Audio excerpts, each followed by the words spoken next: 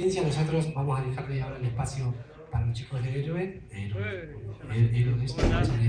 así que, y bueno, y agradecerle obviamente a los chicos por habernos invitado en esta vuelta que estamos intentando hacer.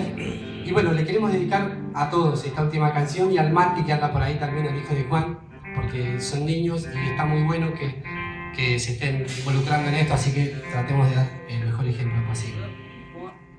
Necesito que si se pueden sentar, porque nos están haciendo problemas ya. Ahí sí, ya me están. ¿Se pueden ir acomodando?